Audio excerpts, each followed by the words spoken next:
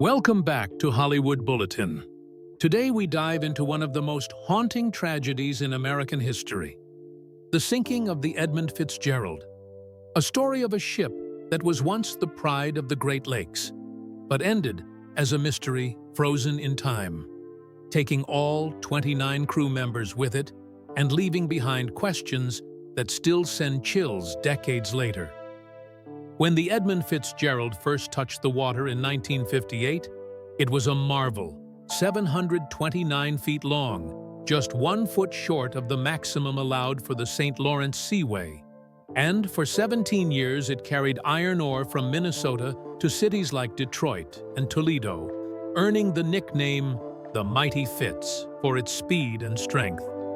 Captain Ernest McSorley, a seasoned sailor with over 40 years on the lakes, was preparing to retire in 1975, but agreed to take one last trip before hanging up his cap, a decision that would seal his fate.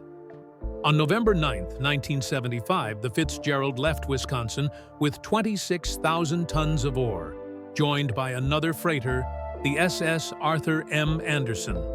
But the calm journey soon turned into a nightmare as a storm swept over Lake Superior, the kind sailors feared most, the infamous Witches of November.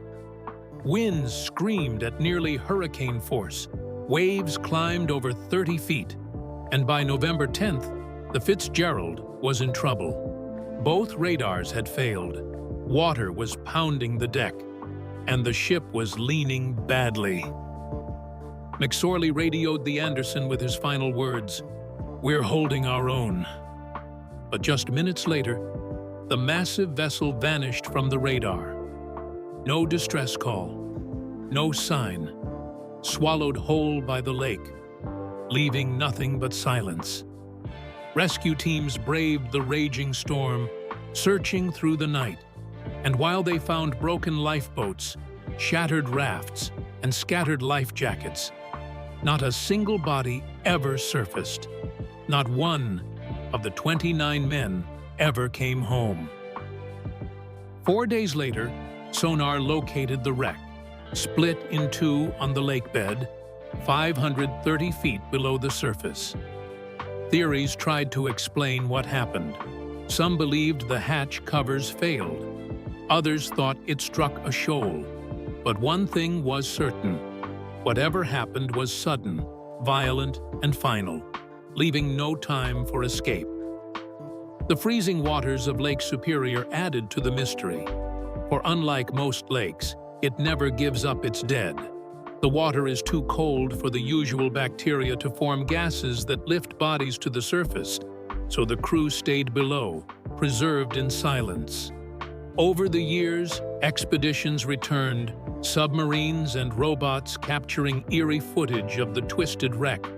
And in 1994, nearly 20 years later, divers made a shocking discovery. A body, still partly intact, lying face down in the mud, preserved by the icy depths. For the families, it was devastating. A reminder that their loved ones were still down there, not lost to time, but resting in a place no one could reach. This revelation forced a decision, and the families made their wishes clear. The ship was to remain a grave, untouched, a final resting place for all 29 men.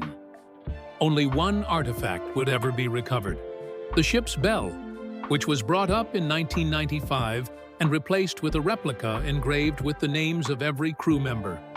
A memorial that stands both on land at the Great Lakes Shipwreck Museum and below in the cold waters of Superior. Laws soon followed, protecting the site as a sacred underwater grave, with fines as high as $1 million for disturbing it. To this day, the wreck remains untouched, a solemn reminder of nature's power and the fragility of human life. The Edmund Fitzgerald became more than just a shipwreck. It became a legend, a story of courage, mystery, and respect, and a chilling truth that sometimes the lake keeps its secrets forever. If this story kept you hooked, and you want more untold mysteries and haunting truths from history, Make sure you subscribe to Hollywood Bulletin and press the bell icon so you never miss an update. Because the next story might be even more unbelievable than this one.